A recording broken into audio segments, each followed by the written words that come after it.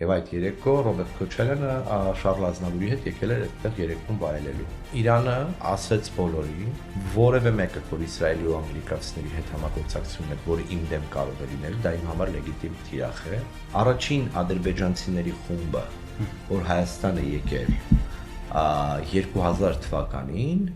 վերել ենք մենք, ինչ որ մի պահի անգլերենով հաստատ ամենաբարձր վճարվող գիդն է եղել, Իրանը դարձել է մի աքիլեսյան գարշապար, կարող է այնպես լինել, որ Թուրքիայի մասնակիցը սահմանը գետնով անցնի։ Բարի երեկո, այսօր մենք փորձենք լինել առանց ֆիլտրի եւ ստանալ անկեղծ պատասխաններ կոնֆլիկտաբան, արևելագետ, Ալիք մեդիայի հիմնադիր Արսեն Խառատյանի հետ։ Բարև ձեզ, պարոն Խառատյան։ Բարև ձեզ։ Շնորհակալություն մեր հրավերը ընդունելու համար։ Ես եմ շնորհակալ, ոտս խերով լինի ձեր խմբագրությունում։ Շնորհակալություն, պարոն Խառատյան։ Հաղորդումը բաղկացած է 3 հատվածից՝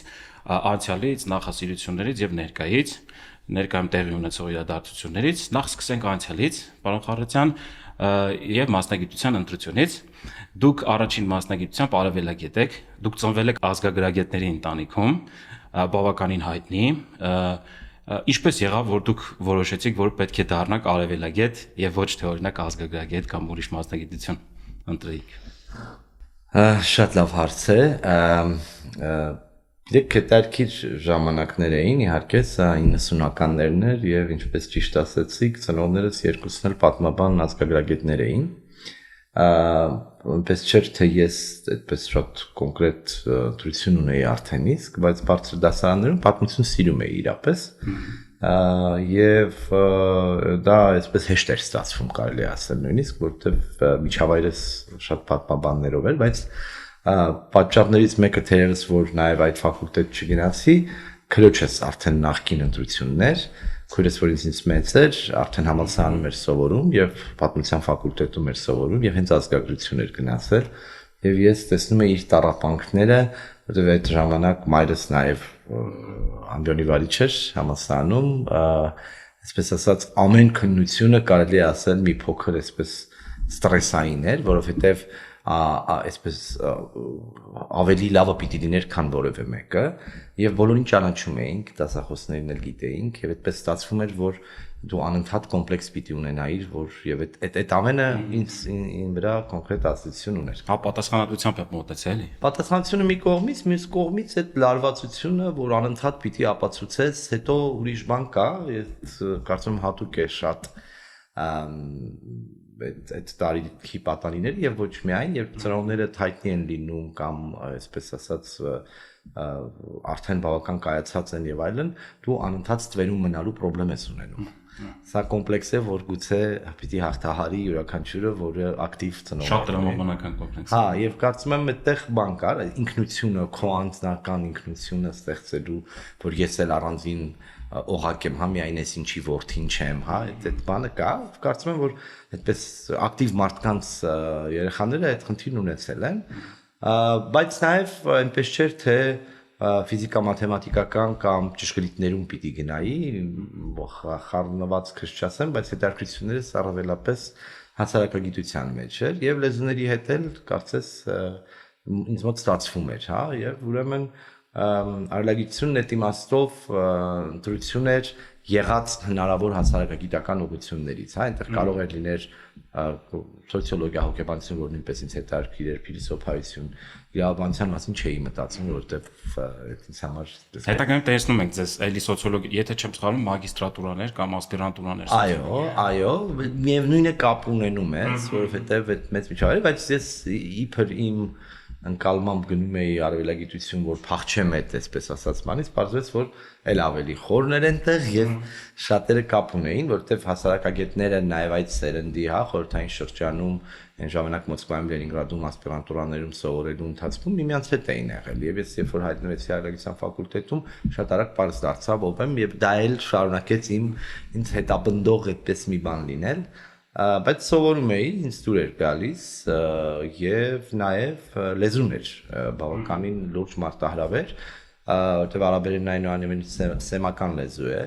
այլ լեզվա ընտանիք է, այլուբեն պիտի սովորես։ Մեր ֆակուլտետն այդ առումով հենց մեր ամբիոնը կասեմ, բավական լավ ավանդույթ ունի եւ լուրջ մեթոդաբանություն, հատկապես լեզվաբանության մեջ, որտեղ իր հիմքերը միևնույն է լեզվաբանություն են գնում, լեզվից է եկել, հա, մի արվեստական ֆակուլտետը բանասիրության հետ է եղել տևական ժամանակ։ Բայց այդպես, այսինքն ինչ որ կետից, երբ որ այսպես ասել, կարելի ասել նույնիսկ ինքնահաստատվում ես ինքդ քեզնով, այդ կոմպլեքսները ավելի այսպես կառավարելի են դառնում։ Արաբերենը ես մի քիչ ուսումնասիրել եմ, բավական ինչ որ ժամանակ նաև ինչ որ մակարդակ գիտեի, պարոն Խարացյան, բավականին բարդ լեզու է, էլի համեմատած մնացածի հետ, դա այդ ձեր ընտրությունն էր, հենց արաբագիտություն, թե կարող է հենց բարդություններ մարտահրավեր, որ որոշել եք, որ դժվարապես պետք է սովորել։ Անկեղծ չեմ լինի, որ այդպես ասեմ, որովհետև կար 3 ամբիոն, շատերը նախընտրում էին արաբագիտությունը, որտեղ պոպուլյար էր, եւ պոպուլյար էր, ասեմ, շատ հետաքրքիր ուրիշ պատճառով։ Ոչ թե այն պատճառով, որ Հայաստանում այդպես շատ ուզում էին արաբերեն, իմ կարծիքն եմ ասում իհարկե, այդպես շատ հենց արաբերեն լեզվի խնդիր էր, իմ կարծիքով սուբյեկտիվ պատճառներով արաբերենության ֆակուլտետը եւ մասնավորապես արաբագիտության ամբիոնը նաեւ դարձել էր արտաքին քաղաքականությանը կադր տրամադրող եւ դա պայմանավորված էր առաջին նախագահի մասնագիտությամբ։ Առաջին նախագահը աղբյուրագետ էր, արաբագետ եւ իր միջավայրն էր նաեւ 90-ականների սկզբին ձևավորել արտգործնախարարությունը արտաքին քաղաքականությամբ զբաղվող մարդիկ հիմա անուններ կարող եմ տալ այսօր էլ եթե նայեք մեր արտգործնախարարությունում արևելագետներ, արաբագետները հատկապես ունեն այսպես բավական ծայրակշիռ ներկայացված։ Միշտ տոն են տվել արևելագետները համակարգում։ Տեսեք, արևելագիտությունը, հայկական արևելագիտությունը այդ առումով հետաքրքիր է, ինքը մեծ հաշվով նաև միջնորդավորված է եղել խորհրդային արևելագիտությամբ, որի հիմքերն էլ ֆրանսիական օրիենտալիզմն է։ Ես հիմա Էդվարդ Սաիդի չեմ հասնի, բայց օրիենտալիզմն էր, որը արևմտյան Եվրոպային հնարավորություններ տալիս կամ եթե կուզեք գաղութատիրական տրամաբանությամբ գիտելիք էր կուտակում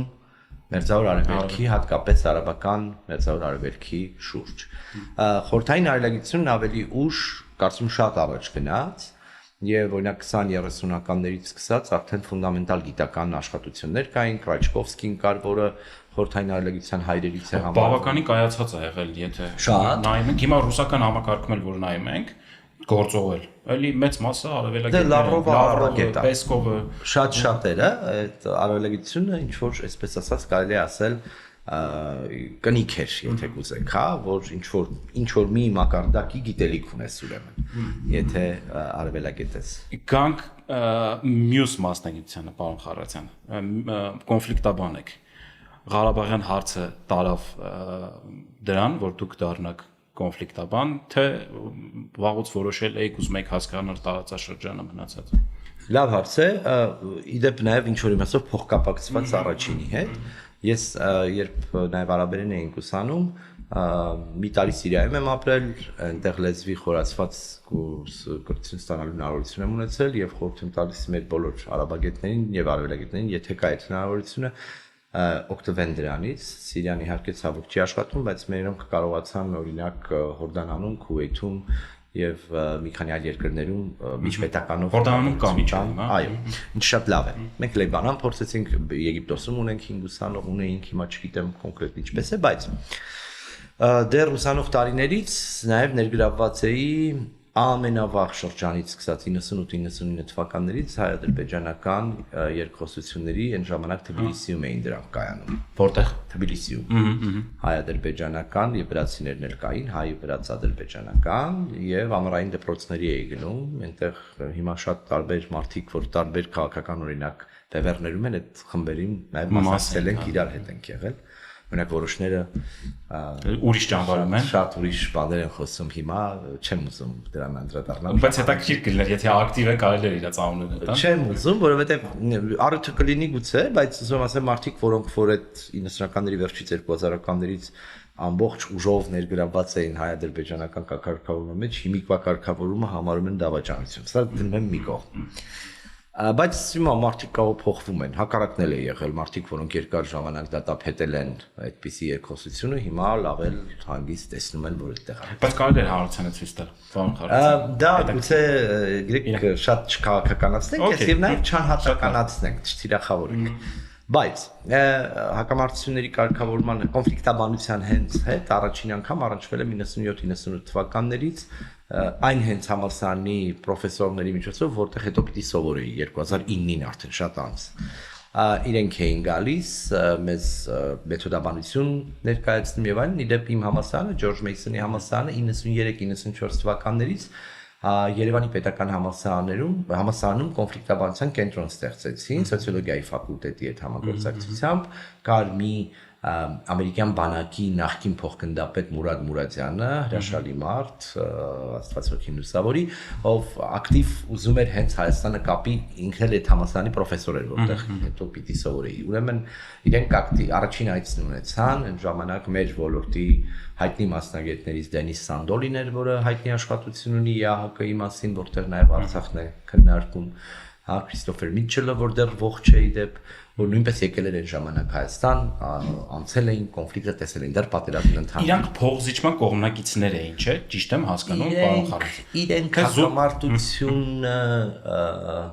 տրանսֆորմացիայի կողմնակիցներ էին, կարելի ասել։ Մոտեցումն էր եւ այդ դպրոցի անվանումը կոչվում էր School of Conflict Resolution, այսինքն կոնֆլիկտների հաղթահարման, հետո փոխում էին դա ասում էին transformation, որտեղ վերջնական լուծում շատ դժվար է։ Այստեղ էլ այս դիսցիպլինը նոր դիսցիպլին է, կողմերը փոխվեցին։ Չէ, խոսենք նա։ Խոսենք, հա։ Երկուսս իրար դիրքից հասկանանք խնդիրները, որպեսզի կարողանանք լուծումներ գտնենք առանց պատերազմի, հա։ Եվ ավելի ուշ, երբ արդեն եւ այդ շրջանից սկսած Հայաստան հայադար, ես ձեզ ասեմ ավելին, առաջին ադրբեջանցիների խումբը, որ Հայաստան է եկել 2000 թվականին, վերել ենք մենք, ես ինքս գնացել եմ բարորդի հետ Կարմիր կամուրջ Վրաստան, Ադրբեջան սահման, այնտեղից 12 թե 15 հոգի ենք դիմավորել եւ գետնով եկել մտնել ենք լորիով Հայաստան, մեկ շաբաթ Հայաստանում են անցկացրել, տարբեր հանդիպումներ են եղել, խոսակցություններ, այն ժամանակ դա հնարավոր էր։ Ես դեռ պատկերացնում եք 25 տարի առաջ եմ։ Հիմա նորից սկսվել է այսպիսի գործընթաց, բայց երկու կողմով։ Մինչև ինչքան ժամանակ էր հնարավոր, պարոն Խարոզյան։ Լավ հարց եք տալիս։ Փոխայցելություններ ֆիզիկական խմբերի գուցե 2003-4-5 թվականները առանձին անհատներ միշտ եկել գնացել են, ասենք Արիֆ Յունուսովը գալիս էր ինչ-որ կոնֆերանսի կամ լինում էին բազմակողմով ինչ-որ հանդիպումներ, որտեղ ադրբեջաններ ներկայացուցիչներ կամ գալիս էին կամ չէին գալիս։ Դրանք բազմակողմ էին, սա երկկողմով համաձայնեցված գործընթաց էր, որ փորձում էինք առաջ մղել, բայց արդեն 2000-ականներից սկսած կողմերը այնքան բևեռացած էին մտածում, որ շատ դժվար էր պատկերացնել այդ մասին խոսելն անգամ։ Ամեն դեպքում ուզում ասեմ, այս գործընթացում ես այսպես պրակտիկ աշխատանքով այս կամ այն կերպ ներգրավված էի, դեռ ուսանող էի, հետո արդեն որպես քաղաքացիական հասարակություն կամ լրագրող այս ամենում նաև ներգրավում է եւ երբ 2008-ին տեղափոխվեցի Միացյալ Նահանգներ, առաջին իսկ տարին ընդունվեցի արդեն Հայաստանում ավարտել էի համալսարանը եւ այն Ջորջ Մեյսոնի հենց համալսարանը Վաշինգտոնին կպած է, լավագույն դպրոցներից է մեր ոլորտի, հիմա արդեն առանձին դպրոց է, որտեղ հայտնի դեպքեր են դասավանդել, տանունները գուցե ոլորտին շատ չարնչողները համար կարողություն, բայց ասենք Ջոն Բարտոնը, որը ձևակերպել է կոնֆլիկտաբանությունը որպես քաղաքական փիլիսոփայություն, Ժան-Պոլ Լեդերակը, որը կոնֆլիկտաբանության մի ողջ ճյուղ է առաջ մղել, այստեղ գալիս էին Յոհան Գալտունգի նման խոշոր դեմքեր, նորվեգացի, որը 70-ականներին դեռևս խորհրդային միության փլուզումը շատ կոնկրետ սցենարով նկարագրել էր։ Այսպիսի հետաքրքիր խոշոր դեմքերի ենք առիթ ունեցել, Նոբելյան մրցանակակիրներ էին դաս տալիս մեզ եւ այլն, եւ այս շատ լավ միջավայր էր եւ որտեղ նաեւ տեսական որոշակի բաներ կարողացա սովորել, իմանալ այլ հակամարտություններ, Լատինական Ամերիկայի կոնֆլիկտները, Կոլումբիայից մինչև Նիկարագուա, այսպիսի բաներ էինք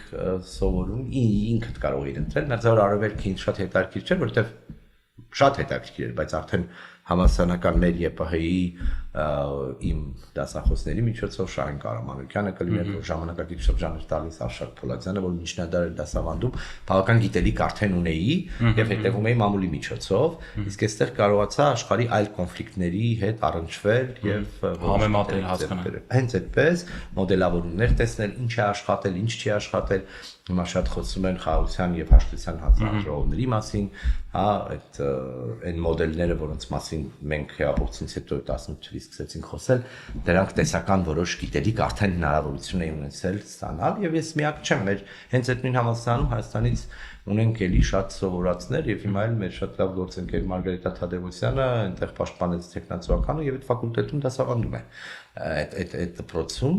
շատ լավ, այնպես որ սա նոր այնուամենայնիվ դիսցիպլին է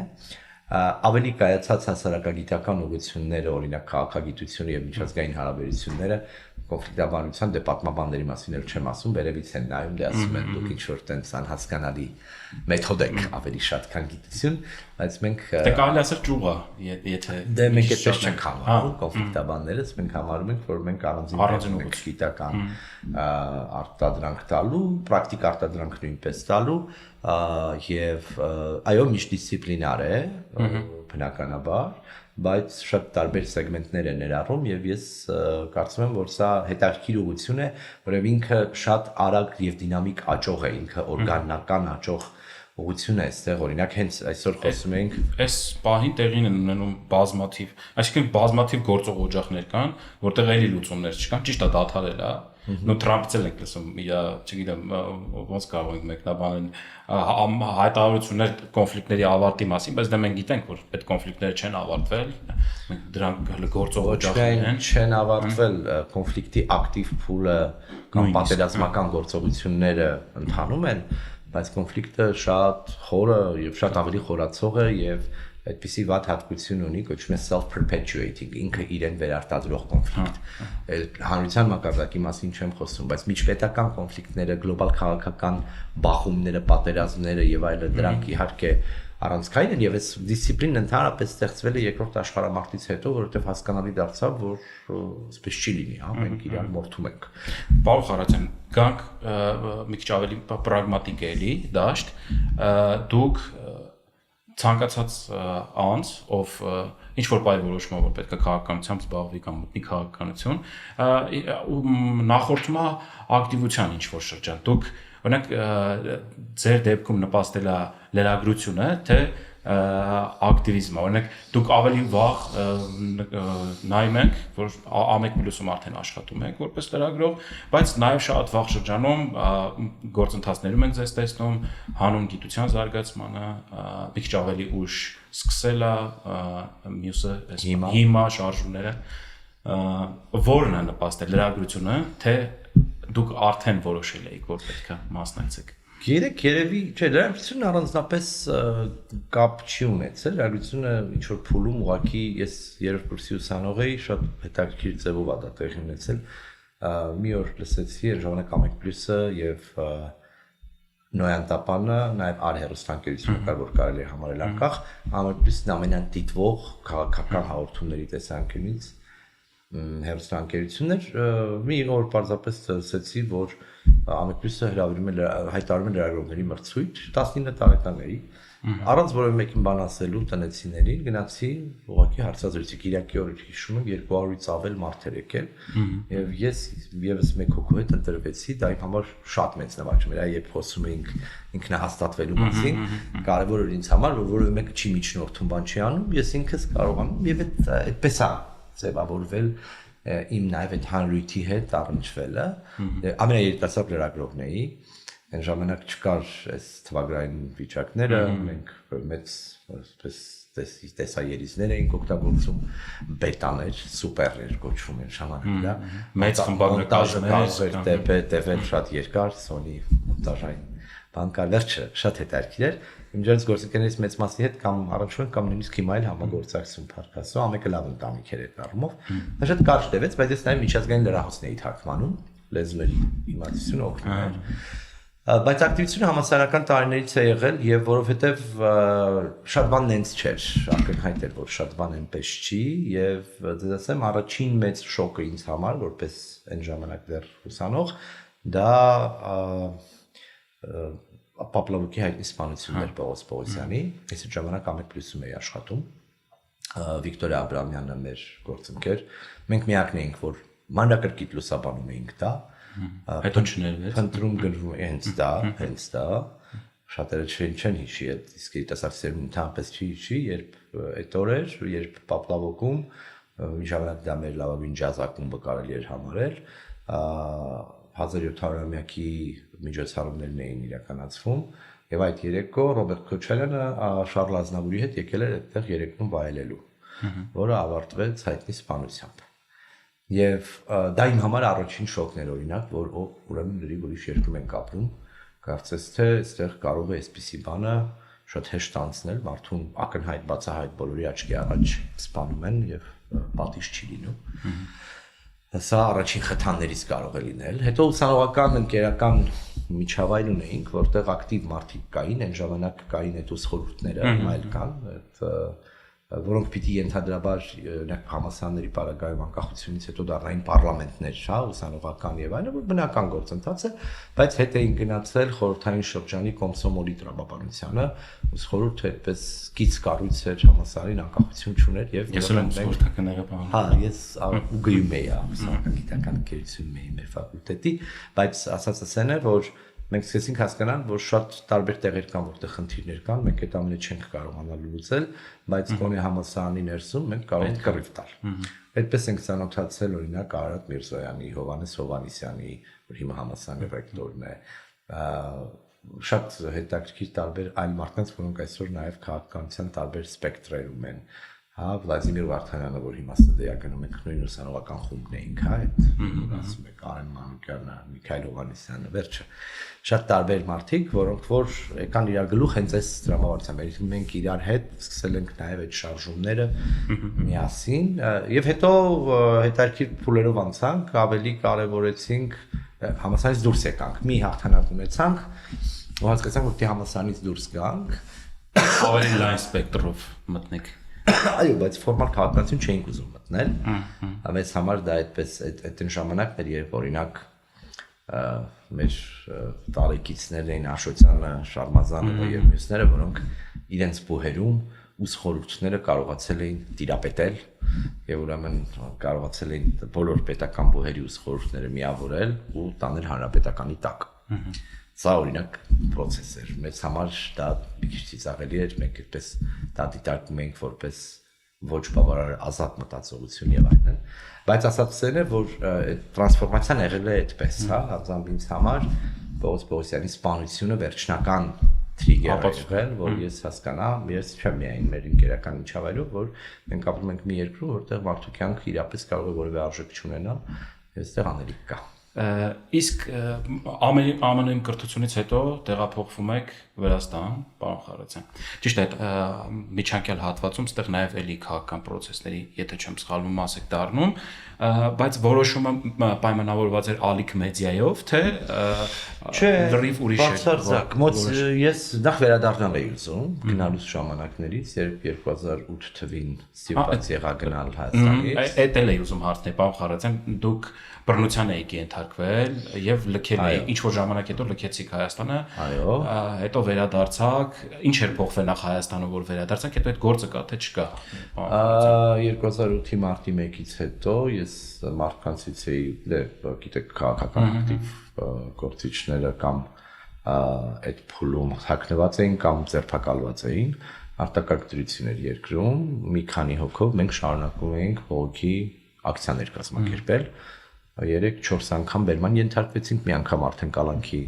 չկար, բայց շարունակում էինք, այդպես ինչպես ասում են, ոնց որ թե չէինք հասկացել ինչ է կատարվում եւ ինձ թիկունքից մայիսի 28-ին 2008 թվականի այո հարվածել են, այդտեղ քրեական գործ է սկսվել, հետո ես բարձել եմ, որ վկաներ են եղել եւ այլն, բայց չեն կարողացել բացահայտել օրը ցերեկով հրապարակի մոտ։ Եվ այդ գործը մինչև հիմա բացված չի, ոչ։ Ինչևէ, բայց ուրեմն ես տեղափոխվեցի Միացյալ Նահանգներ, մի տարի հետո եւ սկսեցի սովորել եւ Ամերիկայի ձայնի հայկական ծառայությունում սկսեցի աշխատել 5 տարի, ինչպես ասում են, միացա այն ժամանակ երևի աշխարհի ամենաշատ այլախոհ դիսիդենտ ունեցող շենք։ Հա, պատկերացրեք 48 լեզվական ծառայություն է, բոլորը այս կամ այն կերպ իրենց իշխանությունների հետ խնդիրներ ունեցած, դե խորհրդային շրջանը մեր ավագ սերունդը շատ լավ է հիշում, Ամերիկայի ձայնը այն հիմնական աղբյուրներից էր,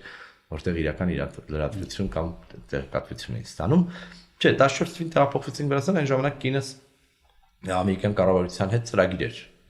ղեկավարում եւ ես շատ ուզում էի վերադառնալ ռեգիոն 3 տարի չէի կարող 11-12 թվականներից կարողացել եմ վերադառնալ դե գիտեք որ մինչև կուսակցություն դառնալը քաղաքացիական պայմանագիր հանրային քաղաքական միավորման հիմնադիրներից եմ եղել 13 թվականին դեռևս Թիֆլիս չի եկել եկա Հայաստան Ռաֆի Հովհաննիսյանին էինք այն ժամանակ օգնում եւ Նիկոլի հետ այդ Նիկոլ Փաշինյանի հետ այդ ժամանակ ենք սկսել նաեւ ակտիվ էլ ավելի շփվել մնացածին գիտեի շատ վաղուց Փաշինյանն էլ գիտեինք մենք 2007-6-7 թվականներին իրար հետ ակցիաներ ենք արել այդ ծեր ասած սկսելայի հիմայի ժամանակներում այն ժամանակվա ինտերնետի այս մասշտաբները չկար որ պատկերացնեք Հայաստանի 3-4% ինտերնետ ուներ այդ փուլում YouTube, Facebook այդպիսի բաները շատ օտար էին շատերի համար հա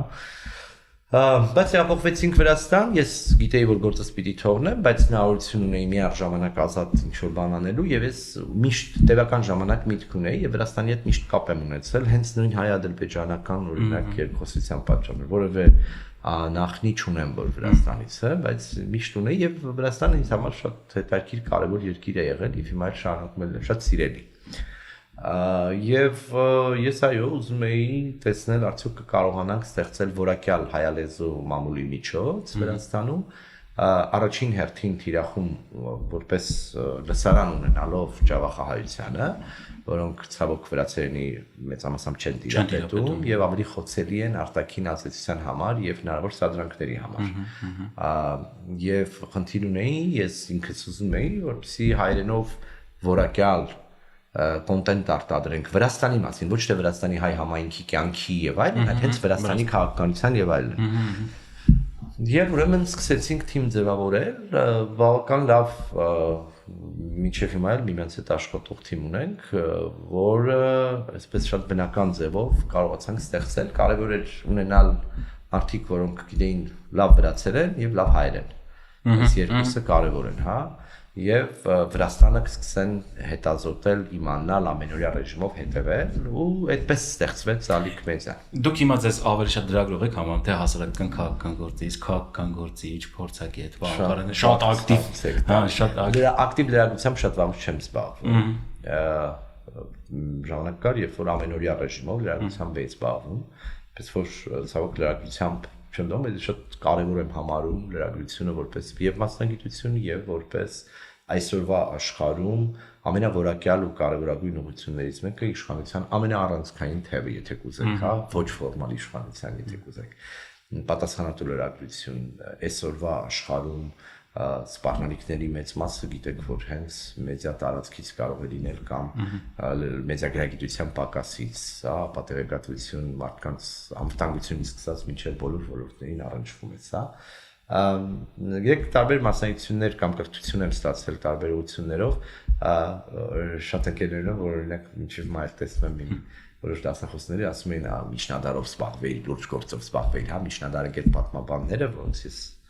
իսկապես համարում եմ ամենակարևոր գիտական ուղղություն կամ ամենակարևոր գործանոթներից մեկը աղբյուրագիտական նյութի հետ աշխատող մարդիկ են ի վերջո բացահայտումներ են անում, որ հետո բոլորիս համար է կարևոր, բայց մարդու բնույթն ու խառնվածքը թերևս կարևոր է,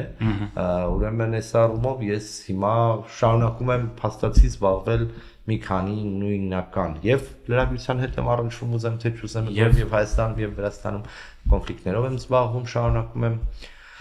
հայ-ադրբեջանական առավելապես, բայց որոշ հայ-թուրքական ուղղություններով նույնպես ներգրաված լինել Վրաստանի պարագայում, օրինակ փորձ էի անում, երբ Վրաստանում էի ապրում, վրաց-աբխազական երկխոսությունը բերել Հայաստան,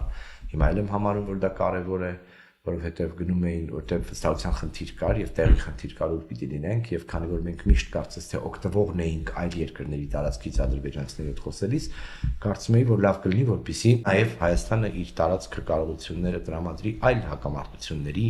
կարգավորմանը նպաստելուն, ոչ միայն մեզնով զբաղվելուն, հա։ Մի քանի լավ փորձ ունեցել ենք դրա իդեպ, այնտեղ անվստահության խնդիր կար, որովհետև Վրաստանն ասում էր ռուսական չափից դուք շատ ազդեցություն ունեք, մենք որ գանք այդտեղ խոսելու, ռուսներն ամեն ինչ իմանալու են, գնում էին Թուրքիա, գնում են Եվրոպա։ Հիմա դեռ հակառակն է, չէ՞ դարձել։ Հիմա շատ տարբեր է, ուրեմն այս առումով հետաքրքիր է։ Բայց որ ասեմ ինչ են ինձ համարում շատ բարդ է ասել, որտեղ տարբեր փուլերով եմ անցել եւ գանք քաղաքականություն պարոն Խարացյան։ Դուք նոր խոսքում նշեցիք, որ քաղաքացիական պայմանագիր միավորման նաեւ կուսակցության հիմնադիր անդամ եք։ Հիմքը կուսակցության դա է։ Հիմքը կուսակցության դա է, որը հայո։ Հետո նաեւ եթե չեմ սխալվում 15 կամ 16 թվականների կուսակցության հետ կայացման process-ներում ձեր հարցազրույցներից էր կար։ Ուզում եի հարցնել ինչը եղավ որ չդարձաք ակտիվ կուսակցական եւ ակտիվ չեղաք դուք ակտիվ եք քաղաքականության մեջ բայց կուսակցական քաղաքականության մեջ ակտիվ չեք նախ ես Թիֆլիսում էի Թբիլիսիում էի եւ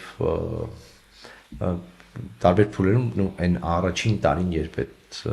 դեռևս կուսակցություն չէր եւ դեռևս 7 հոգով էին քննարկումներ ունենում ամեն շաբաթյա քննարկումներ էինք ունենում ես բարեբերաբար Երևան էի գալիս բայց ավելի շատ on-line ռեժիմով էի մասնակցում գործընթացներին երկրորդը կուսակցական բուն կուսակցական քաղաքականությունը կամ կուսակցական գործունեությունը ինձ համար այդպես շատ կարևոր չի եղել անձամբ եւ երբևէ խնդիրը ինչ որ ֆորմալ պաշտոն ունենալով հարցերը լուծելը չի եղել այսինքն որտեղ ենք ավելի արդյունավետ հա երրորդը երբ 18 թվի քայլարշավը սկսեց ես այդ ժամանակ բնականաբար Թիֆլիս Երևան գծի վրա էի ինչպես ասում են անընդհատ ինչ որ բայց հասկացա որ այսպես չի լինի կամ ես կողմես կամ ենք ու թողեցի եկա իմ առաջին ուսապարկը վերցրի եկա ու մարտից չգնացի ստեղից ասել էի ձեւ տանն էլ ասել էի ինչ լինելու է լինելու է իմացեք որ կամ ես կողմ է կամ ենք կողմ բայց մենք Արմենբաշի չենք ունենալու հա այսինքն ինձ համար դա առանցքային էր եւ իդեպ այն ժամանակ հիմա անունները դի չեմ տա գործող քաղաքական իշխանության բարձր օղակները որ գալիս էին Թբիլիսի որտեղ անդադ ինչ որ բաներ տեղի ունենում դե հանդիպում էինք ես միշտ խոսելուն կողմնակից եղել հա ասում էի չի լինելու մի արեք այդ բանը մի գնացեք երրորդ անգամ բան իշխանության չեք հասկանում չեք պատկերացնում ինչքան խորն է ատելությունը մի արեք այդ բանը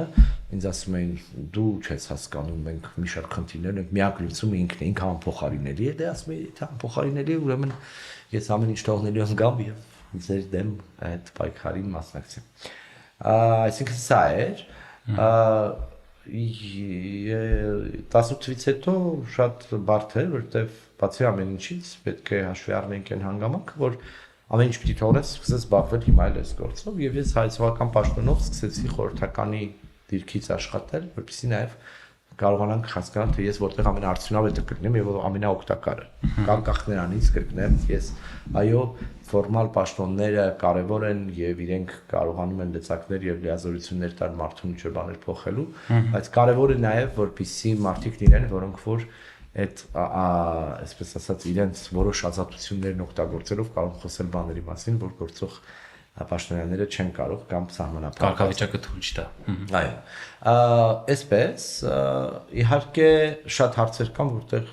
նաև ներքին անհամաձայնություններ կային եւ հիմա էլ կան անբնական կլներ որ չլիներ բայց դրա հետ մեկտեղ այդպես դասական կուսակցաշինության հետ կապված ես հիմա էլ ունեմ մտավախություններ եւ այն ժամանակ էլ ենք քննարկել գաղափարախոսության տեսանկյունից մենք ինչն է մեզ համախմբում հա շատ լավ մերժում ենք Սերժին հիմա բանով եմ ասում այդ միավորող է բայց հեռահար իմաստով դրական արժեքով ինչի մասին ենք խոսում մենք ինչի ենք հավատում մենք սոցիալիստ ենք ուժեղ սոցիալական քաղաքականության կողմնակից ենք մենք ազատական գերազատական տրամաբանությամբ ենք լիբերտարիանի հասնող ազատականության կողմնակից ենք մենք կոնսերվատիվ խումբ ենք ինչ ենք հա եւ շատ արագ գիտեք որ նաեւ հիմա այսօրվա գործող վարչապետը խոսում է որ իզմեր չկան աշխարհը փոխվել է եւ այլ ճգնաժամեր կան գաղափարախոսությունների մեջ ինչ խոսք բայց ոչ կանաչներն են մեր մոտ միշտ դոմինանտ է եղել այդ խաղաղության կողմնակիցների եւ ոչ մի թիզականների այդ լոգիկան պարոն Խարացյան նու դա միշտ խանգարել է որ մնացած ուղղությունները զարգանան մեր մոտ խոսակցություն լինի դիսկուրս լինի խորանան դրա մեջ Չգիտեմ, երևի կարանք ասենք, որ նաև է դա եղել հարցներ ամեն։ Դե առավել ակտուալ խնդիրն իհարկե Արցախն է եղել, Ղարաբաղյան հարցն է եղել, եւ իհարկե չէր կարող դրա շուրջ չծավալվել խոսակցությունը կամ քաղաքական դեբատը։ Հարցն այն է, թե այն քաղաքական խմբերը, որոնք որ ինչ որ գաղափարաբանական հիմքերի վրա են կառուցվել, ասենք Դաշնակցությունն ունի իր կոնկրետ գաղափարախոսությունը,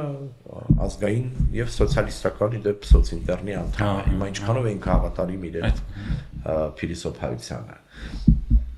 Հայոց համազգային շարժումը, որ հետո հայազգային կոնգրես դարձավ, խաղաղության թիվ 1 դրոշակակիրներ, այսօր կարծես տեսնում ենք, ոնց որ իրենք այլ կերպ են պատկերացնում մեր հեռանկարը, ես հիմա այդ մասին չեմ խոսում, բայց իրենք նաեւ լիբերալ կուսակցություն էին, ազատական կուսակցություն էին, ազատական գաղափարախոսությամբ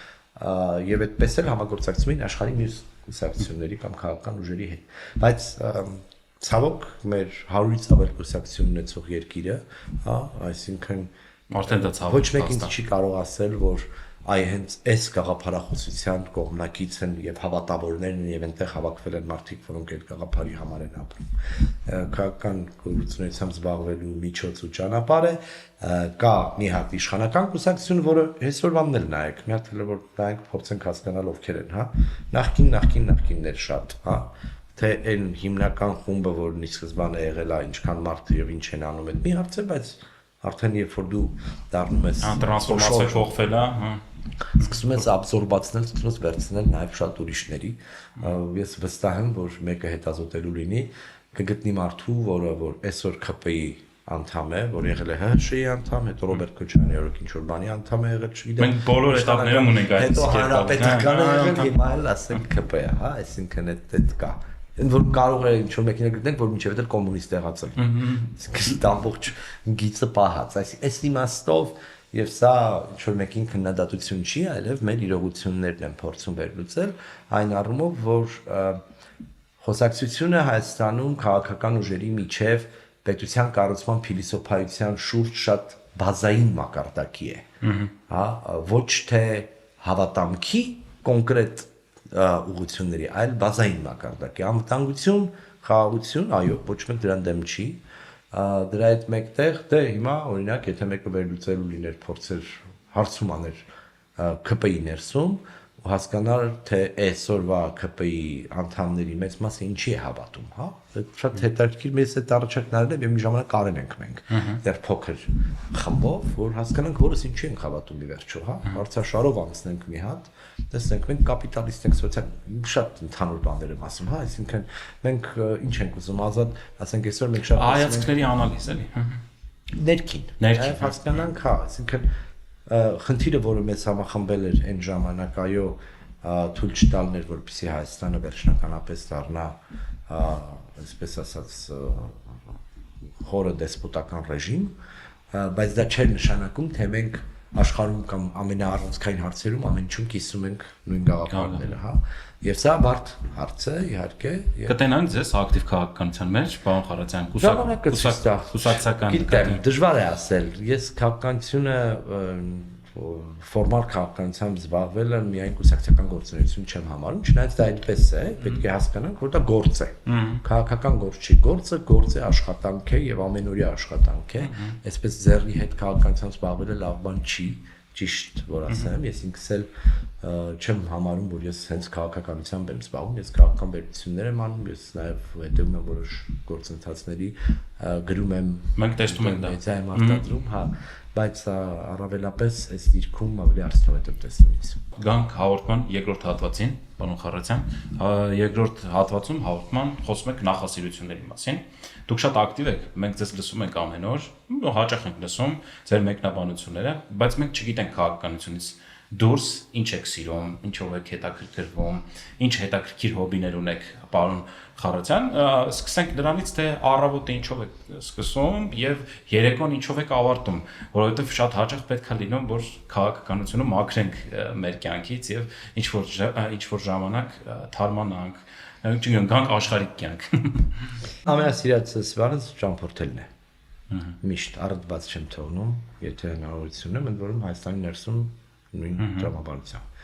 Այս շաբաթ արդեն վաղը կավառ եմ գնալու, նախորդ Գյումրիում էի, դրանից առաջ Մասիսում էի եւ այդ անընդհատ։ Դա գործ չի, դա զուտ ճամ։ Այդ տեսեք կարևոր բան է, իմ կյանքի մի ուրիշ այդպես շատ չիմացված բան, ես 8 տարի ուղևար եմ աշխատել Հայաստանում։ Ես այդ եմ ուզում ասել, դու գիտեք, ինչ որ մի պահի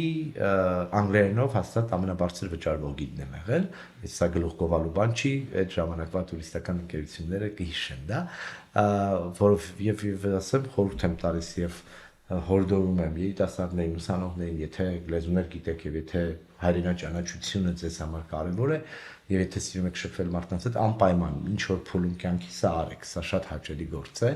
ծանր, ֆիզիկապես պիտի, բայց քանի երիտասարդ եւ շատ լավ վճարվող։ Սիրելիի կընտրել։ Այո, էլի որոշակի պատահականությամբ, որովհետև առաջարկ եղավ եւ սկսեցի անել առանց այն ժամանակ չկար ատեստացիա գիդի 99-2000 թվականներին այդպիսի բաներ չկային туриզմի կոմիտե չկար, հա, այսինքն զարգացած չէր, հա, այսինքն մի քանի ընկերություններ, օրական շրջագայություն, այսինքն ճամփորդել ինձ համար շատ կարևոր է եւ առիթ չեմ թողնում մեծ մասամբ որոշ ուսանողական տարիների ընկերներ միջև հիմա կատակով ինձ հետ խոսում են, ասում են դե դու քո ճամփորդության համար երբեք չես վճարում, որովհետև ես համաժողովների, չգիտեմ, կոնֆերանսների եւ այլնի պակաս չունեմ, հիմա էլ ավելի շատ, եթե ժամանակ դասընթացներ էին, հիմա առավելապես ավելի նաև մասնակից եմ ելույթներ եմ ունենում եւ այլն, սա առիթ է եւ ես այս բանը չեմ բաց թողնելու, միշտ ուզել եմ այդ որևէ առիթ բաց չթողնել ճամփորդելու։ Առօրյա սկսում եմ սուրճով եւ ծխախոտով ցավոք, Ջարմուշը հայտնի ֆիլմ ունի, չէ, Ջիմ Ջարմուշը սուրճ եւ սիգարետ երեկոներս առավելապես իմ տանն են իմ ընկերների հետ, եթե իհարկե հյուրեր չունեմ դրսից, այսպես, բայց ավելի շատ կրկնեմ, եթե առիթ ունեմ կամ հյուր ընդունելու եւ Հայաստանում իրենց հետ շրջելու կամ ես ինքս ճամփորդելու, սա երևի այն ամենաէական բանն է, որ ինձ դեռ շարունակում է էներգիա տալ եւ հետաքրքրասիրությունը սպառարել։ Հաշվել եք քանի երկրում եք եղել, պարոն Խարատյան, թե տենց հատուկ։ 40-ն անցած է հաստատ, բայց եթե շատ հաշվեմ, ասենք թե կարող է տենց, եթե այդ տրանզիտներն են հաշվեմ, շատ կլինի, այսպես ասեմ։ Դրանից ածանցված է եղել, որ դուք դիապետում եք 5 կամ 6 լեզվի, բավականին շատ է, նկատեմ նաև Հայաստանի պայմաններում, ու շատ ողջունելի է, որ լեզուն կառանձնացնեիք, պարոն Խարատյան։ Որ ինձ ամենադժվարն է տրվել դա արաբերենն է։ Այնուամենայնիվ ինչ որ պահի ես հիշում եմ, որ առաջին կուրսից արդեն հայերեն, ռուսերեն, անգլերեն կար, դե նոր լեզու էր, ասում էի դե հա ինչ պիտի լինի, որ կսովորեմ էլի, հետո առաջի տարվա վերջին տեսա, որ շատ եմ հետ մնացել, որտեղ բավարար ջանք չեմ դրել, արաբերենն առանց ջանքի չի ստացվում։ Օրը 2-3 ժամ, ընդ որում նստած են խորենացու սաների պես արտադրություն անելով երկար տևական ժամանակ Ղուրան էի արտադրում անում, արտադրությունը ի դեպ շատ կարևոր է։ Լեզուն սովորելու մեթոդի մեջ երկու կարևոր բան կա իմ կարծիքով, մեկն անգիր անելն է, որքան էլ դա բան չհնչի, անգիր անելու մեթոդաբանության սկզբնական փուլում, եթե դու լեզվա միջավայրում չես։ Մյուսը ռադիո, լուրեր եւ երաժշտություն լսելն է այդ լեզուներով։ Դա բացի այն, որ քերականությունը դիմանաց։ Դին արաբերենի վրա ամենաշատ ջանքն եմ դրել։ Հետո ֆրանսերենն եկա, ֆրանսերենն էլ անգիր անելու մեծ պաշարով եկա, ստիպած էի դա անել։ Ես ցավոք բաց թողեցի եբրայերենը, մեր ֆակուլտետում հնարավորություն կար արաբերենից զատ կամ արաբական որևէ բարբար սովորել եւ մենք հարուստ էինք դասախոսներով, որոնք Իրաքից, Սիրիայից եւ մերձավոր արևելքի ուրիշ երկրներից մեր հայերը եկել էին դեռևս խորհրդային շրջանում եւ լեզվակիր էին եւ իրենցից սովորելու մեծ հնարավորություն կար Ասատրյանը, Մինասյանը մեր ուստազները, ինչպես ասում են, հա, ուստաբառը հայերենում ուստազից է արաբերենի, հա։ Եվ եբրայերեն 2 տարի գնացի, բայց չսովորեցի կարելի ասել, իմ մեղավորությունն է, բայց հետո վրացերենն եկավ, այ վրացերենն այնտեղ էի, ես ասում շատ կարևոր է ինձ համար, որ գիտեմ, որ 5 տարի այստեղ եմ լինելու, եթե ես հայ լինեի, ու մի վրացի գար Հայաստան, ու իմանար, որ 5 տարի այստեղ է ապրելու, ու ջանք չդներ այբուբենը սովորելու, գոնե բազային բաներ, ես ինչ չէի հարգի։ Շատ գուցե բան եմ ասում, հա, ընդհանրական։ Այդ նույն տրամաբանությամբ, ասի մտածում եմ, ասում եմ 5 տարի այստեղ ունեմ, գիտեմ, որ այստեղ եմ լինելու, Թբիլիսիում եմ, ինչի ռուսերեն անգլերեն շփվեմ, եթե կարող եմ սովորել։ Իսկ ինձ համար լեզուն սովորելը քերականորեն է միայն։ Այսինքն ես քանի բայի խոնարհումները եւ քրեականությունը ընդհանուր առմամբ չեմ պատկերացնում, շատ դժվար է խոսելը։ Եվ ջանք դրեցի, հրաշալի ուսուցչուհի ունեի, Թամար Բակուրաձեն, հին հունարենի մասնագետ էր, բայց ինքն իր մեթոդն էր լրացրանի դասավանդման, իդեպ իր հետ կապել է ինձ մի ուրիշ շատ լավ գործընկեր, Սաթենիկը Մկրտչյան, որը մեր մշակութային մարդաբաններից է, որ հրաշալի դիսերտացիա ունի հայ-վրացական Հայաստան-Վրաստանի առաջին երրորդ դասարանների ինքնության ձևավորման վերաբերյալ։ Ասենք մեզ մոտ Հայկ Նահապետն է, այնտեղ չգիտեմ Շոթար Ռուստավենը եւ այսպես շարունակ, հա։ Հետաքրքիր համատական նյութ է արել։ Ինչևէ, եւ ինձ վաղ վիճակվեց, նաեւ լավ ուսուցչի հետ շատ կարեւոր է ուսուցիչը, որ քեզ ուղղորդի կապ չունի ինչ տարիքում ես, կապ չունի քանի լեզու գիտես։ Փորձեր եմ արել մի քիչ թուրքերեն ու ադրբեջաներենի, բայց դեռ ապարդյուն,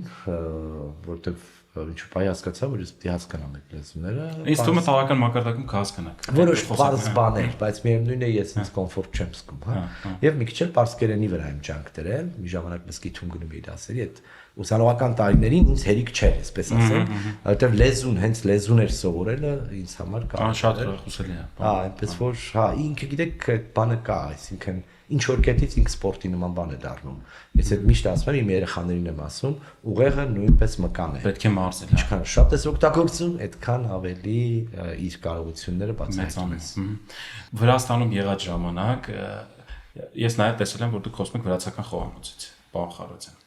Դուք նշում եք, որ վրացական խոհանոցը հայկական խոհանոցին գերազանցման ու նկատի ունեմ տեսականիով։ Ունեք նախընտրելի ուտեստ եւ որն եք նախընտրում, լավ վրացական խոհանոցը թե հայկական խոհանոցը։ Եվ մրցակիցներ են իրականում, թե մրցակիցներ չեն։ Չեմ կարծում, տարբեր է։ Վրացականը իր մեջ սինթեզել է կովկասյան խոհանոցը։ Գուցե իր ունիկալ բաներով, ուղղություններով։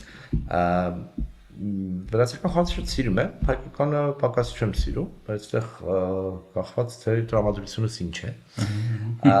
Վրացականից ու հայկականից ամենաշատը սիրում եմ արաբականը,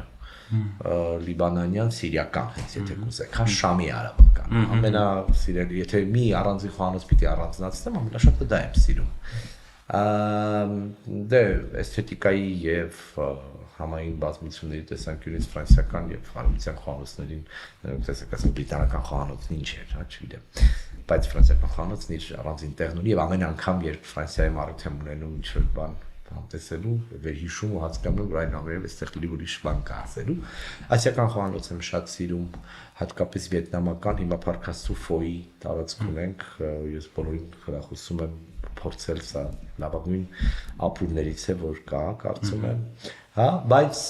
վրացական խոհանոցից, եթե պիտի առանձնացնեմ, ձմռանը կարող եք ուրիշ խոհանոցներից առանձնացնել, բոլոր խոհանոցներից առանձնացնել։ Ձմռանը շքներուլի եմ շատ սիրում եւ տապակած հապը սխտորի եւ մանցունի եռի մեջ է էփվում, ամռանն ավելի շատ երևի այդպես են ինչ որ փխալի է անվանվում, տարբեր բուսականությունից եւ ուրեմն այլ բաներից ձևավորված այդ ուտեստն է, բայց ես շատ սիրում եմ մեր, այսպես ասած, խոտերը, հա, եթե հիմա դրա մասին են շատ խոսում, մի կողմից էլ լոռոցի եմ, ասենք Շուշանը, Սիդրիկը, Պիփերթը, հա, մանդակը, դրանք բոլորը իմ ծնեբեկը, դրանք բաներ են, որոնք Հայաստանում հատկապես սեզոնին, հատկապես այ հիմա ապրիլ-մայիս ամիսներին այդ լոռոցիների, տավուշիների համար դա անփոխարինելի մի բան է, հա, այսինքն օրինակ այդ մի բան է, որի կիրառությունը խոհանոցում շատ քիչ կտեսնենք Վրաստանում, մեր մոտ շատ ակտիվ է, դա շատ եմ սիրում, բայց որ ասեմ, որ հենց մի խոհանոց կա, որն ինձ համար առավել նախընտրելն է, դժվար է, բաներ կան, այսպես բան կլիներ, մեծ հավաք կլիներ տարբեր խոհանոցներից, եթե ես օրինակ պիտի նշեի մի առիթ, որը բազմազանությանը, սննդի եւ խոհանոցի բազմազանությանը պիտի վերաբերեր։ Շատ լավ։ Հիմա կանք հաղորդման 3-րդ հատվածին, պարոն Խարոզյան։ Մենք 3-րդ հատվածում խոսում ենք ներկայում տեղի ունեցող իրադարձություններից, մենք ձեր հետ կխոսենք տարածաշրջանում տեղի ունեցող իրադարձություններից եւ դրանք ինչքանով են կապված Հայաստանի հետ եւ կարող են կապ ունենալ Հայաստանի հետ։ Կխոսենք Իրանից, Վրաստանից, հայ-թուրքական եւ հայ-ադրբեջանական հարաբերությունների հատվածից, կփորձենք լինել բավականին բովանդակային լավ եւ սեր մենք ունենք հիմա տարածաշրջանում տեղի ունեցող թոփ իրադարձություն Ամերիկա-իսրայելական գործողությունը Իրանում, հատուկ գործողությունը, որը բավականին մասշտաբային պատերազմի է վերածվել, ելքի անորոշությամբ։ Ինչ ակնկալ ենք այս պատերազմից եւ դա ինչքանով կհասնի մեր վրա, պարոն Խարոզյան։ Մենք փորձում ենք այս միջև այս պահը խուսափում ենք եւ այս բանը չենք էլ զգում դրա ազդեցությունը մեծ հաշվով, բայց ինչքանով կարող է դա մեզ վրա ազդել։ Շատ թեթև անուղակի արդեն զգում ենք գնաճի տեսքով։ Կենտրոնական բանկի նախագահը նախորդին հայտարարել, որ արդեն իսկ լինելու է դա։ Եվ այդ գնաճը պայմանավորված ինչպես մեր անմիջական հարևան լինելու հանգամանքով, այսինքն Բանդար-Աբասից մեր բեռները հասնում են, դեռ չեն հասնում դեռ, այնպես էլ Հորմուզի նեղուցի փակված լինելով համաշխարհային տնտեսության նավթի գներով։ Բայց ուղղակի ազդեցություն դեռևս այլ չենք տեսնում, հա, փառքաստու։ Որովհետև այս պահին դժվար թե շատ դրական լիներ, բայց դա էլ փաշ չի, Ռուսաստանը ուղղակի ազդեցություն է տեսնում, որը դրական է։ Օրը կես միլիարդ փող է աշխատում նավթի գնի հաշվին, հա։ Այսինքն, այսպես ասած, ասելու բան էլ չի, բայց օրինակ ռուս-ուկրաինական պատերազմից հարևան շատ երկրներ մենք էլ ներառել կարծես թե շահել ենք։ Վատ բան եմ ասում, հա։ Չէ, բայց իրականությունն է, հա։ Այսինքն, այսպես ասած, պատերազմների հակամարտությունների side effect-ները կամ այսպես ազդեցությունը չպլանավորված ազդեցությունը կարող շատ տարբեր լինել, հա։ Ես ես միանգամայն համաձայն եմ, որ սա անկախատեսելի ելքով ցավոք պատերազմ է, որը ես կարծեմ, որ այս փուլում Իրանը արդեն շատ ավելի ամուր է իրեն զգում, այն իմաստով, որ այնինչ պլանավորվել էր, եթե պիտի լիներ արագ գործողություն, դա չի իրականացվել։ Իրանը պաշտոնապես բարբերաբար հայտարարում է, որ իրենց համար չպարտվելը արդեն իսկ հաղթանակ է եւ այդտեղ ճշմարտության հատիկ կա։ Բայց որը կհամարվեր պարտություն, Իրանի բարագայում իշխանափոխությունը նկատում եք, ռեժիմի փոխությունը։ Եթե երկիրը սկսեր կառավարվել ոչ ներքին ուժերի կողմից, այնինչ իրենք տեսել են 1953 թվականին Մոսադեղի հեռացմամբ եւ շահի հետ բերելով եւ դրանից առաջ տեղի ունեցածով, այսինքն ուժեղ արտաքին ազդեցությամբ այդ երկրի ռեսուրսներին տիրապետելու եւ բայց մենք ոչ մեկին չենք տեսել, պարոն Խարոզյան, նկատի ունեմ ընդդիմադիր գործիչ ուժ, ճիշտ է, դրսում տեսել ենք Փահլավիին, որպես ժառանգորդ, պոտենցիալ իշխանության կրող, բայց մենք հասկացել ենք, որ նրա հեղինակությունը թույլ է։ Բայց տեսեք, ներսում տևական ժամանակ գործընթացներ են եղել, որոնք ճնշվել են։ Օրինակ 2009-ին Մուսավին վիճարկեց ընտրությունների արդյունքները, դիմադիր տեխնացու էր, միջև մա տնային կալանքի տակ է։ Այսինքն Իրանի ներսում, եթե պիտի նայեք, ես իրանագետ չեմ, այդ հարցով ավելի մանրամասն, բայց հետևել եմ Իրանին միշտ, օբյեկտիվ եւ եղել եմ Իրանում, որը եղել եմ մի անգամ 2 ամսով։ Տարբեր հատվածներում եմ եղել, ամենահարավից Քիշ կղզուց, որը փաստացի Հորմուզի նեղուցին շատ մոտ է, մինչև Քաշան, մինչև Սպահան, մինչև ցավոք Շիրազում չեմ եղել, հուսով եմ դեռ առաջիկայում արդյունք ունենամ։ Իրանը հանճարեղ հետաքրքիր պետություն եւ երկիր է, մեզ համար առանցքային կարեւորության եւ ունիկալ տարածք ընդհանրապես։ Բայց փակուղային իրավիճակ է, հատկապես հիմա Թրամփի համար, որը փաստացի չգիտի ինչ անի։ Երրորդ օրն է ասում են, իբրև հիմա էլ Պակիստանն է միջնորդությամբ փորձում բերել դաշտ։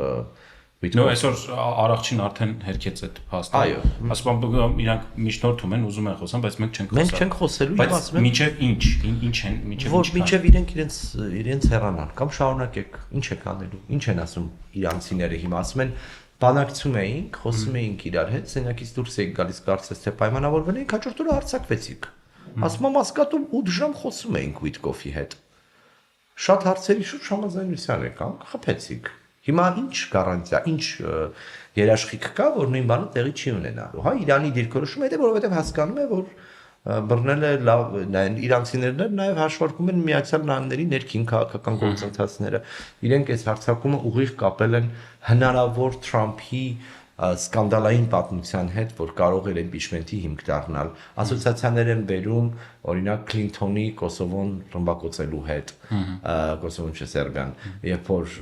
Մոնիկա Լևինսկիի գործն էր եւ Քլինթոնին պիտի impeachment-ի ենթարկեին, հա, այսինքն այսպիսի ասոցիացիաներ են բերում։ Խոսում են այն մասին, որ փակուղային է ձեր վիճակը, եթե պիտի հետևակ մտնի մեր երկիր, սպասում ենք, տեսնենք այդ ինչպես է լինելու, շատ բարդ բան է, ես խիստ կասկածում եմ, որ ամերիկացիները այդպիսի քայլի կգնան։ Այսինքն այս պատերազմը չդադարեցնելով կամ բանակցությունների չգնալով իրենք ամեն րոպե նվազեցնում են Թրամփի եղանակությունը նաև իր երկրի ներսում եւ միջազգային մակարդակում, որովհետեւ եթե Վենեսուելան մեկ օրանոց գործողությամբ ստացվեց ամերիկացիների մոտ, Իրանը դարձել է մի աքիլեսյան գարշապար, որը Թրամփի համար կարող է շատ լուրջ հետևանքներ ունենալ բացասական իմաստով։ Մեր անմիջական տարածաշրջանը այլևս նույնը չի լինելու այս պատերազմից հետո ես դրանում վստահ եմ։ Անմիջական տարածաշրջանն ասելով իսկ այն հարավային Կովկասը նկատի չունեմ։ Ես Հայաստանն այնուամենայնիվ դիտարկում եմ մեծավոր արևելքի համատեքստում, գուցե արևելությունն էին ստիպում այդպես նայել, բայց ուրիշ կապեր կան, հա։ Ծոցի երկրներում ձևավորված այն միֆը, թե եթե ամերիկյան բազա կա, ուրեմն անվտանգություն կա, քանդվել է։ Ինչ է տեղի ունենալու ներդրումների տեսանկյունից, հա, այսինքն դե տեսեք ինչ է կատարվել այդտեղ։ Փաստացի 91 թվականի Քուվեյթյան պատերազմից հետո ամերիկյան բազաները ծոցի բոլոր երկրներում առանց բացառության Կատարում, Էմիրություններում, Քուվեյթը դե պարզ է, հա, ամերիկյան ֆիզիկական բազաների արկայությունը ենթադրաբար ապահովում էր այդ տարածքներում ներդրումներ անելու համար անվտանգային միջավայր։ Հիմա սա քանդվել է։ Հա, մենք խոսում ենք երկրների մասին, որտեղի տեղաբնիկ բնակչությունը 20%-ն է, 20-25։ Էմիրությունները 11 միլիոն բնակչություն ունի, 3-ից 4 միլիոն են տեղացիները, Նեպալ, Հնդկաստան, Բանգլադեշ, Ֆիլիպիններ, նախորդին նայում էի 100,000 բրիտանացի է դուրս եկել էմիրություններից, ամերիկացիների ու եվրոպացիների պակաս էլ չկա։ Կատարը նույն իրավիճակում է 5.5 միլիոնանոց երկիր է, 2.8-3 միլիոնն են տեղացիները, մյուսները եկվորներ են, այսպես կոչված էքսպատներ են, որոնք տարբեր ոլորտներում են աշխատում։ Քուվեյթի վիճակը մի փոքր տարբեր է, այնուամենայնիվ Իրաքի հետ սահման ունեցող երկիրը եւ այդ մասշտաբի չէ, բայց կրկին ունեն, Օմանը նույն վիճակում է։ Սաուդյան Արաբիան տարբեր դեպք է իհարկե, ամենախոշոր երկիրն է այդ տարածքի, Եմենն էլ առանձին երևի կարելի ասել ամենանկառավարելի պետությունն է, որ կա։ Չենք հասկանում ինչի հետ գործում։ Ես 2007-ին Եմենում եղել եմ եւ ինձ համար դա ունիկալ փորձառություն է։ Այսինքն հութիները արդեն իշխանության են, չէ՞, դա չէ, Ալի Աբդալլա Սալեհն էր 90 թվականի քաղաքացիական պատերազմից հետո վերջնականապես Եմենի վերամիավորում էր տեղի ունեցել։ Եմենը արաբական մերձավոր արևելքի ամենաուշ անկախություն ստացած երկիրն է 1967-ին է այնտեղ բրիտանական մանդատը դադարել, որտեղ հարավից խորհրդային միությունը միանգամից մտավ, ուրեմն շատ ունիկալ տարածք է, եթե Աստված առաջ, եթե կայունություն լինի բավարար եւ հնարավոր ճամփորդել, որտեղ Հնդկաստան օվկիանոսի փառահեղ գեղեցիկ հատված է, Եմենի հարավում տեսնում եք Երևանյան պրոյեկտով պանելային շենքեր, Բելարուս վերելակներով եւ ասենք 19-20-րդ դարաշրջանի կլասիցիզմի ոճի բրիտանական շինություններ ու դրանն էլ շարունակում է այն դասական արևելյան ոճի ինչ որ ճարտարապետի շատ էկլեկտիկ մի տեղ բայց ասած ինչի մասին է որ մերձավոր արևելքը հատկապես ծոցի երկրներն այլևս չեն վերադառնալու այն դրամը որտեղ այս վախը որ Իրանը կարող է իսկապես հարձակվել եւ բազմաթիվ ուղղություններով միաժամանակ փոխելու է իրավիճակը եւ ներդրումային միջավայրը փոխելու, եթե կանգ առավ այսպես, հա, որովհետեւ չգիտենք ինչպես ճիշտ ասացիք, դեռևս վաղ է խոսել, թե ինչ լուծում է հնարավոր տեսնել, անգամ Թուրքիան, որի ուղղությամբ Իրանը երկու անգամ փաստացի ինժեների ուղղությամբ հարձակում արեց, չափազանց բալանսավորված է արձագանքում չի ասում իմ օթային տարածքից անցնել անընդունել է ասում է տարածաշրջանում կայունություն։ Մի հատ հարց տամ էլի այդ մասով պարոն Խառատյան։ Շատ հետաքրքիր եղավ իրադարձությունների այդ հատվածը։ Օրինակ դա համընկավ, երբ որ այն շրջանի, երբ որ Ալիևը գնաց երկրում Իրանի դեսպանատուն, ցավակցություններ գրեց զոհված առաջնորդների հետ կապված, դա շատ լավ ընդունվեց Իրանում, բայց դրան անմիջապես հաջորդեց Նախիջևանի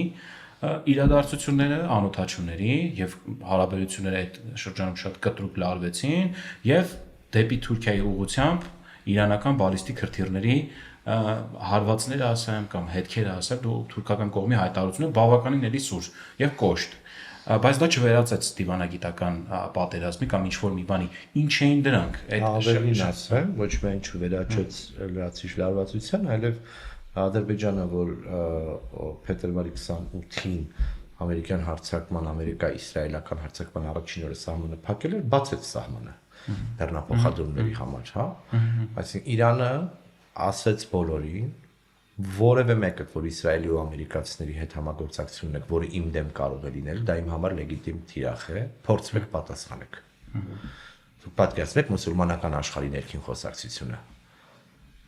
Իրանն ասում է ես Պաղեստինի ժողովրդի շիաները աշխարհում 10-ից 12% են, աշխարհի մեծ մասը սուննի է։ Ենթադրվում է, որ Էրդողանը ընդհանուր մուսուլմանական օրակարգում ավելի պոպուլյար է, քան Իրանը։ Լավ։ Հիմա տարիներ շարունակ մի կողմ ենք դնում Հեզբոլլահը, մի կողմ ենք դնում ոչ պետական խաղացողներին աջակցությունը եւ այլն։ Իրանի առաջնային օրակարգը Պաղեստինի ժողովրդի արդար իրավունքն է եւ ընդհանրապես մուսուլմանական աշխարհի լիդերությունը։ Հիմա Իսրայելը եւ Միացյալ Նահանգները ուղիղ հարձակվել են իր վրա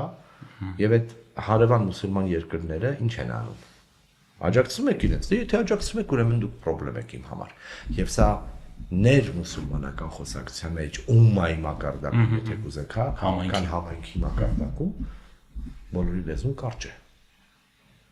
Բոլորը տարբեր փուլերում այդ համագործակցության մեջ են։ Ես իրենց դիրքերից եմ խոսում եւ հիմա ինքն ասում է, հələ փորձեք պատասխանեք։ Միևնույն ժամանակ Ադրբեջանի պարագան կարևոր է հասկանալու այն, որ այնուամենայնիվ Լեռնային Ղարաբաղի եւ ամբողջական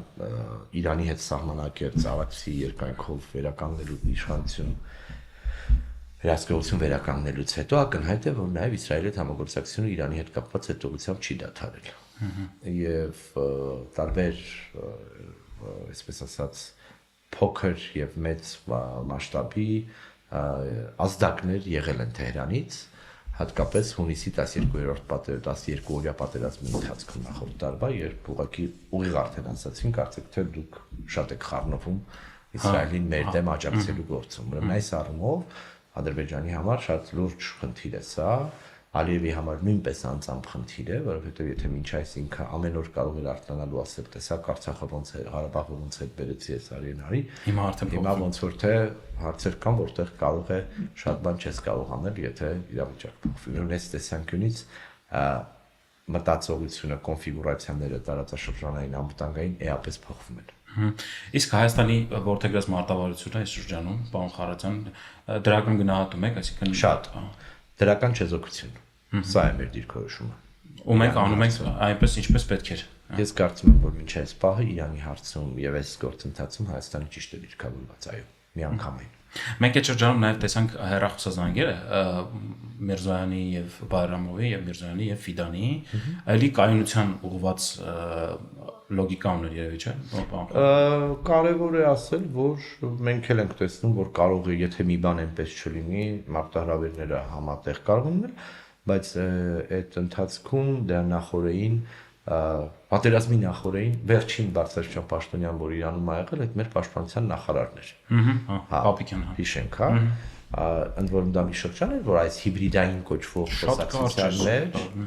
ասում էին թուրքական լրատվամիջոցները լուրեր էին տարածում, թե իբրև թե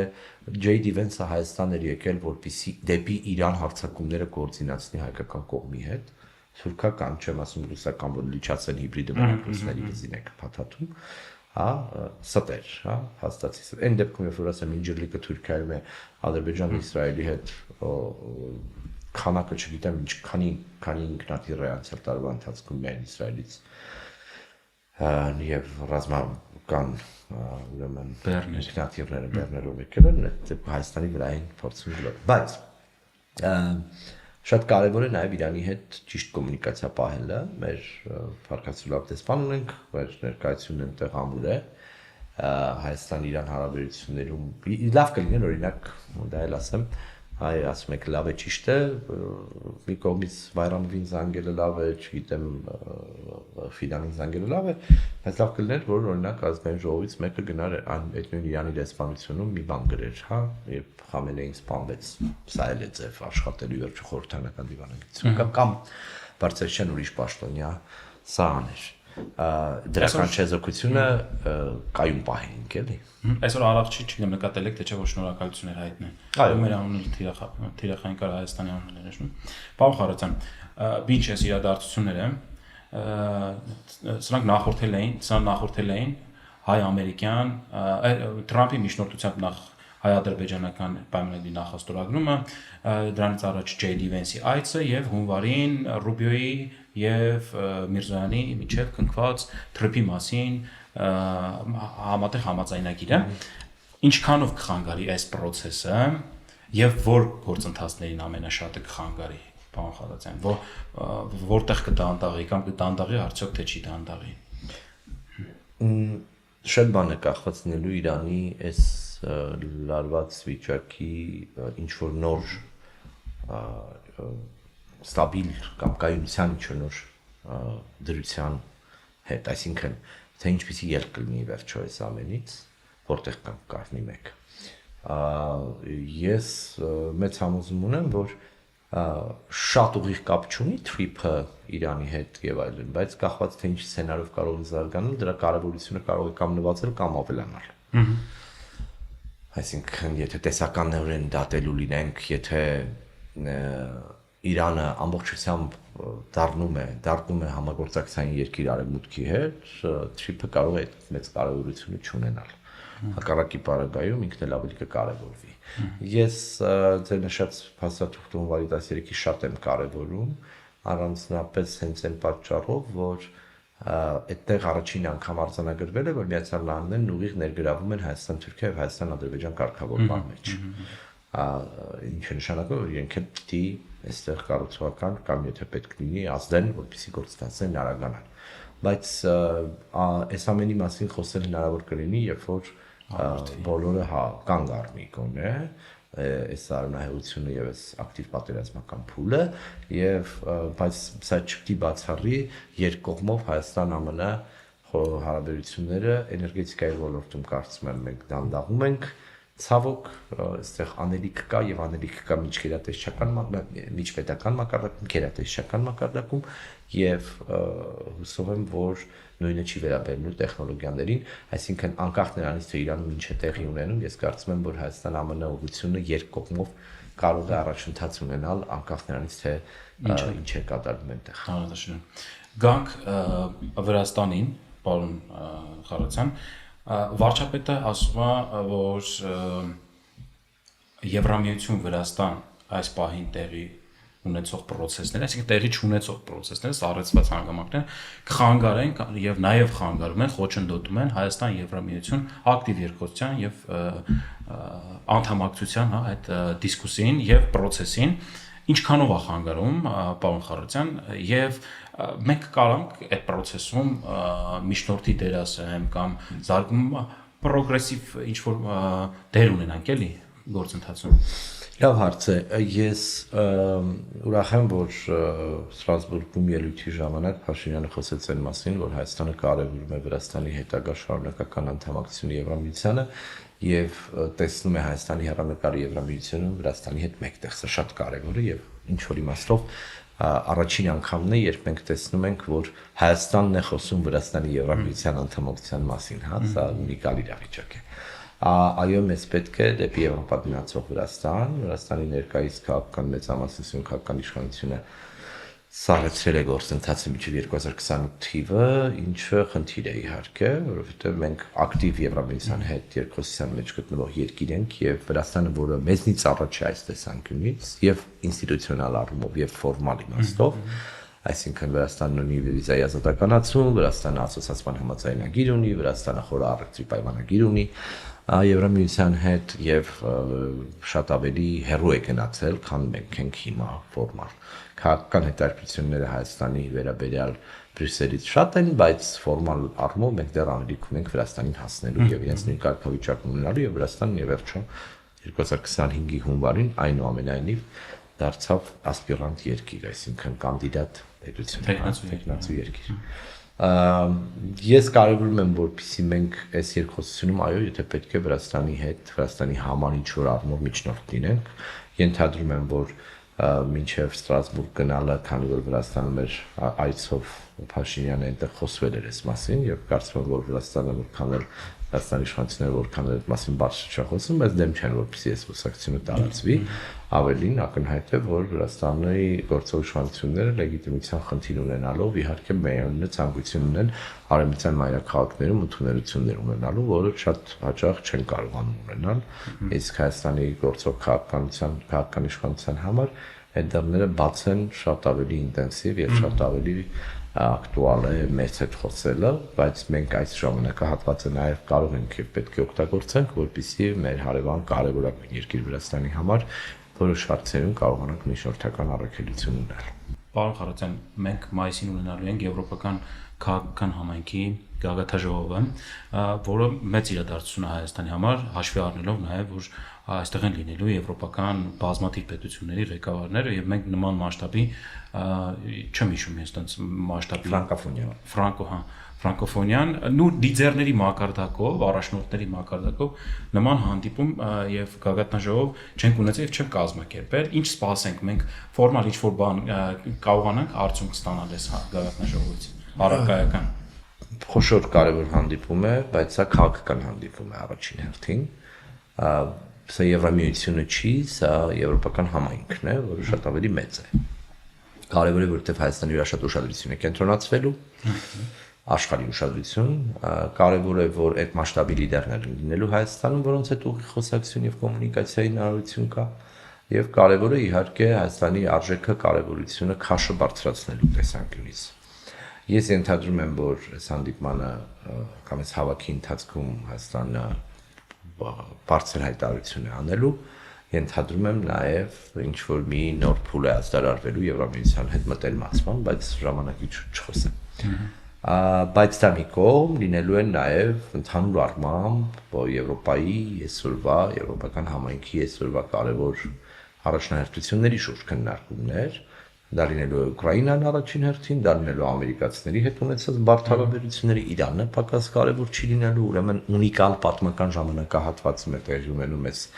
մեծ համաժողովը եւ այդ առումով այն, որ Հայաստանն է ընդունող կողմը, դա մեզ համար իհարկե շատ այսպես պարտավորեցնող, բայց միևնույն ժամանակ մեր երկրի կարևորությունը բարձրացնելու տեսանկյունից կարևորագույն միջոցառում է այսքանը։ Շատ կարճ պարոն Խարատյան, Բայրամովն հայտարարել էր, որ Ալիևը չի մասնակցելու Ըստ ձեզ անակնկալներ կարող են լինել, թե ոչ։ Չգիտեմ, ժամանակը ցույց կտա, բայց կարծես թե Բայրամովը ինքը մասնակցելու է, որքանով ինձ է հայտնի։ Երևի դժվար է պատկերացնել, որ Ալիևի այստեղ հեշտ կանցնի նաև այս փուլում, անկախ ամեն ինչից, եւ սա է պատճառներից մեկը։ Ինձ ավելի կարևոր լիներ, թե Թուրքիայից ով է մասնակցելու եւ ինչի ձևով, օրինակ կարող է այնպես լինել, որ Թուրքիայի մասնակիցը լինի դա արտգործնախարար թե քաղաքական ղեկավարություն սահմանը գետնով անցնի, օրինակ դա ինձ ավելի հետաքրքիր կներ։ Եվ կանք ամենավերջին հարցին, պարոն Խարատյան, մենք շուտով մոտ 2-3 ամսից ունենք խորհրդարանական ընտրություններ, ինչ եք կանխատեսում եւ ինչ եք ակնկալում, պարոն Խարատյան։ Բարդ է ասել, այն իմաստով, որ քաղաքականությունը միշտ անկանխատեսելի է։ Ես կանխատեսում եմ ազատ ընտրություններ առաջին հերթին շատ կարևոր է, մեծ հույս ունեմ, որ նախընտրական այս քարոզչության փուլում որևէ քաղաքական ուժ դադարելու է սահմաններն անցնել, որովհետև դա անընդհատ ենք տեսնում, ես նկատի ունեմ խոսույթի մեջ եւ ասելիքի, սա այսպես բարի ցանկություն է, բայց ինչքան թեժանակ երևի այդքան ավելի ծանր իրադրություն ենք տեսնելու։ Ես ուզում եմ ազատ ընտրություն, անկախ ընտրություն, որպեսզի մեր քաղաքացին կարողանա իր ձայնը իրացնել, սա իմ համար ամենակարևորն է, իսկ թե բովանդակային առումով ով ինչ ոնց թող ընտրապայքարը ցույց տա, հիմա ոչինչ չեմ ուզում ասել։ Պարոն Խարատյան, մենք ունենք 10 բլից հարց, հետաքրքիր է նաև ձեզ կուղենք այդ հարցերը, կարճ պատասխան, այո ոչ կամ մեկ նախադասությամբ, ոնց ուզեք։ Դուք ձեզ ավելի շատ փորձագետ եք համարում, թե քաղաքական դերակատար։ Քաղաքական դերակատար։ Երբևէ քաղաքական որոշման վրա իրական ազդեցություն ունեցել եք։ Այո։ Որն է ամենադժվար որոշումը վարչապետի խորհրդական եղած ժամանակ։ Դժվար է ասել, մի քանիսն են եղել երևի, այն որ չեմ կարողացել հաճախ ժամանակին համոզել, որ օրինակ կոնկրետ բառ կարելի է չօգտագործել։ Ինչը ամենաշատը զարմացեց ներսից տեսնելով համակարգը։ Պատասխանատվության չափն ու ինչքան դժվար է աշխատեցնել այդ մեծ համակարգը եւ փորձի պակասը։ Դուք պատրաստ եք քաղաքական պաշտոն զբաղեցնել։ Վստահ չեմ։ Արևմուտքը պատրաստ է իրական աջակցություն ցույց տալ, թե միայն հայտարարություններ են։ Արևմուտքը հիմա էլ է իրական աջակցություն ցույց տալիս։ Եվրամիության դիտորդական առաքելությունը դրա լավագույն օրինակն է։ Խաղաղության պայմանագիրը իրական շանս է, թե ձգձգվող գործընթաց։ Իրական շանս։ Որն է ամենամեծ սխալը Հայաստանի արտաքին քաղաքականության մեջ վերջին տարիներին։ Եթե վերջին տարիները ընդլայնելու լինենք, չգիտեմ որ տարիները նկատի ունեք, ամենամեծ սխալների մեծ թիվ կա, բայց կոնցեպտուալ իմաստով, եթե կուզեք, վերջին տարիները ախր շատ լայն է, հիմա պիտի բացեմ, չեմ հիշի մի կոնկրետ բան, բաց թողումներ եղել են, գուցե, չգիտեմ, հիմա չեմ հիշի, կներեք։ Ռուսաստանից կախվածությունը նվազում է, թե պարզապես փոխվում է ձևը։ Ինչ որ իմաստով նվազում է, որոշ առումներով ձևն է փոխվում, որոշ առումներով էլ միտում ունի ավելանալու։ Եվ ամենավերջին հարցը, պարոն Խառատյան, մեկ նախադասություն առանց ֆիլտրի ուղղել ժողովրդին։ Ցանկացած որպես հանրային գործիչ։ Ամուր լինենք, ես կարծում եմ, որ հայ ժողովրդի տաղանդը, կարողությունները ոչ միայն չեն ավարտվել, այլև մեծ հեռանկար ունեն, ճշգրիտ կարողանանք վերապրել այն ինչ ունենք որպես մեծ կորուստներ հիմա, բայց չկոտրվենք, առաջ գնանք եւ ստեղծենք ու արարենք։ Շնորհակալություն, պարոն Խառատյան։ Շնորհակալ։ Այսօր մեր հյուրն էր կոնֆլիկտաբան, արևելագետ, Ալիք մեդիայի հիմնադիր Արսեն Խառատյանը։